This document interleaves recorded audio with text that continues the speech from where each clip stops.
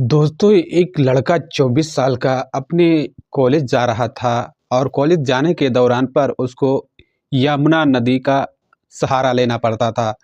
सहारा असल इसलिए लेना पड़ता था कि वो यमुना नदी के उस पार जाना पड़ता था उसको। उस दौरान पर यमुना नदी के पास जब जाता है, तो वहाँ पर एक नाव मिलती है और नाव पर जब चढ़ता है, तो वहाँ पर एक बहुत ही खूबसूरत लड़की मिल जाती है।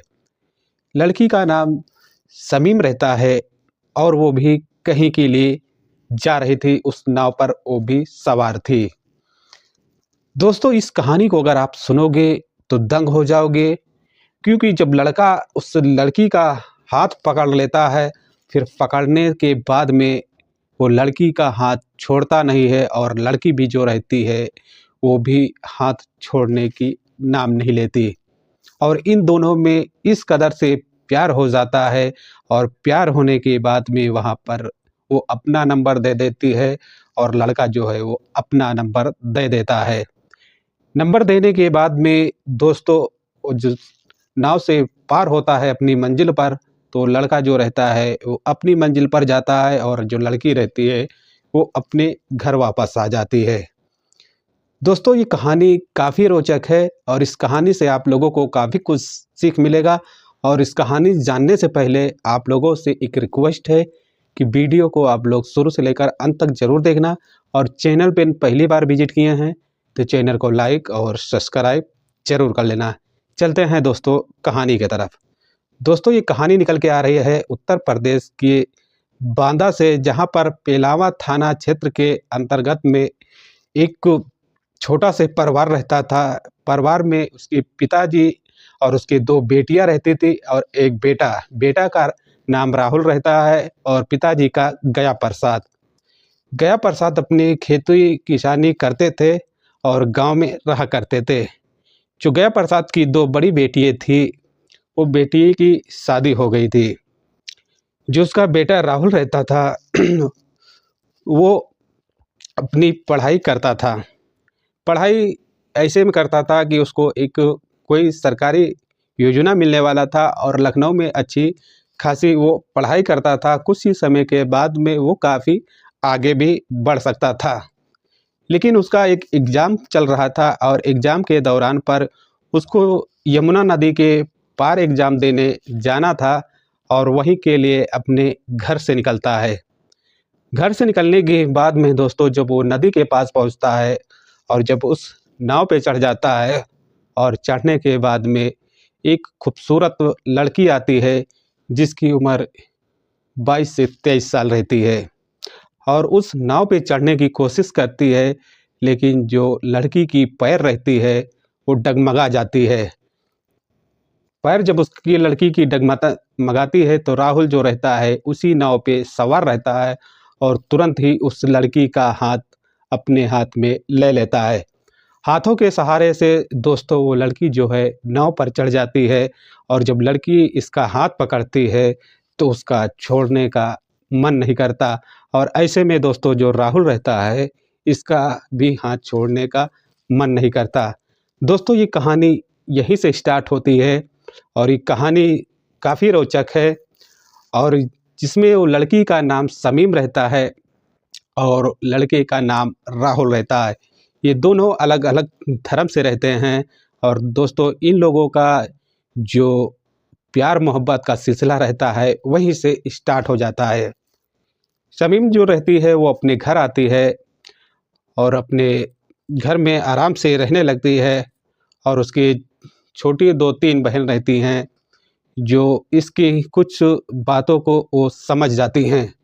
क्योंकि ये जो शमीम रहती है ये राहुल से काफ़ी बात करने लगती थी, और बात इस कदर से करती थी कि जो उसकी छोटी बहनें रहती थी उन लोग को भी मालूम हो जाता था।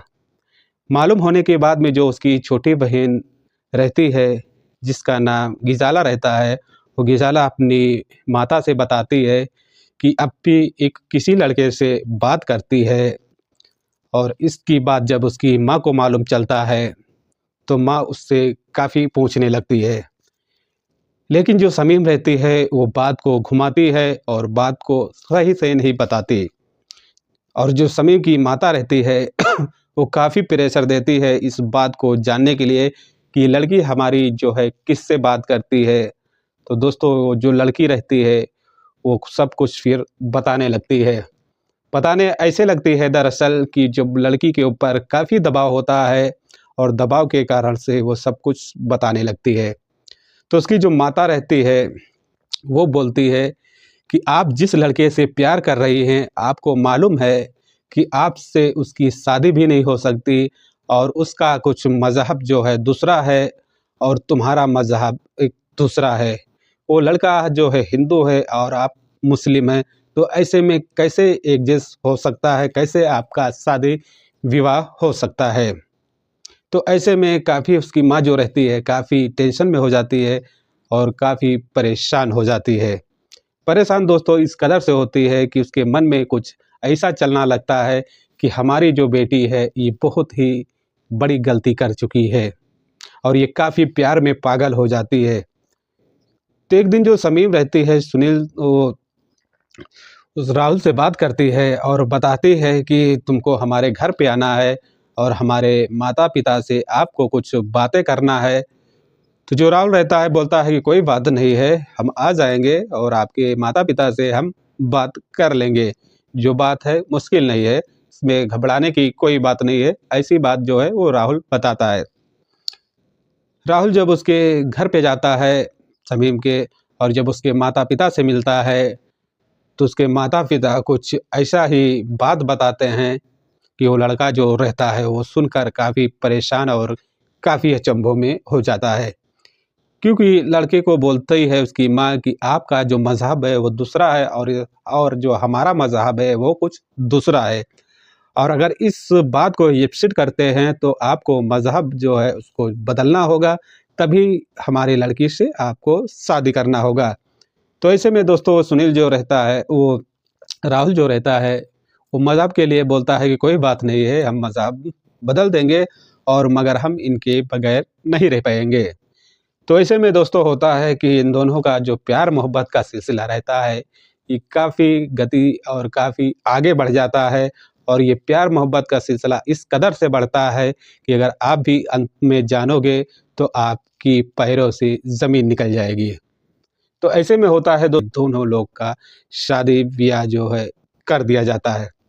करने के बाद में दोस्तों क्या होता है इसमें कि एक दिन ऐसा आता है कि जो राहुल रहता है वो अपनी पत्नी शमीम को लेकर कहीं बाहर घूमने के लिए जाता है और जाने के बाद में फिर से वहाँ घूम टहल के सारा दिन और जब शाम होता है तो फिर से वापस आ जाता है।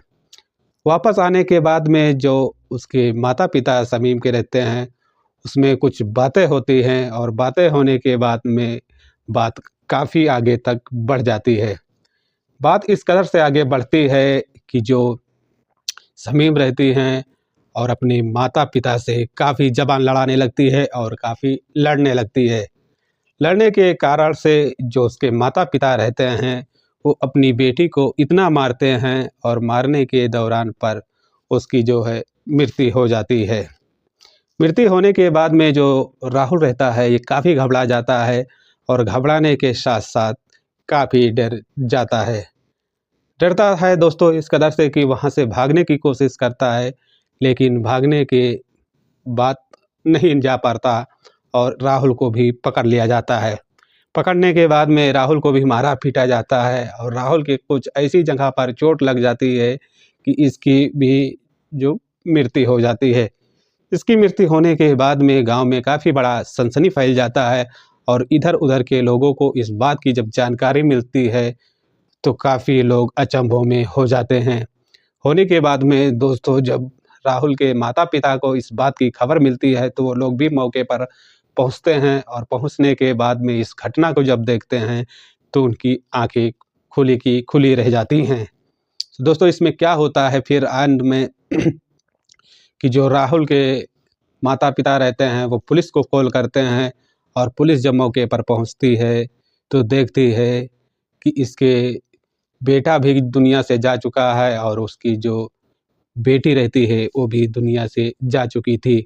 तो इसमें उसके जो माता-पिता रहते हैं उनको गिरफ्तार करके और जेल भेज दिया जाता है और वहाँ पर देखा जाता है कि प्यार के कारण से ये दोनों लोग की हत्या हो जाती है और हत्या होने के बाद में जो उसके माता-पिता रहते हैं उनके लिए चार्जशीट तैयार की जाती है और ये केस जो है कोर्ट में पहुँच जाता है और कुछ कोर्ट के बाद में अपडेट आएगा तो हम नेक्स्ट वीडियो के साथ आप लोगों के बीच शेयर करेंगे। तो ये कहानी आप लोगों को कैसी लगी? अगर कहानी में कुछ समझ आया होगा तो वीडियो को लाइक और शेयर ज़रूर करना। ये कहानी सुनाने का हमारा एक ही उद्देश्य है कि आपको परेशान नहीं करना है, बस आप लोग को जागरूक और आप लोगों को संकेत और आप लोग को सावधान करना है।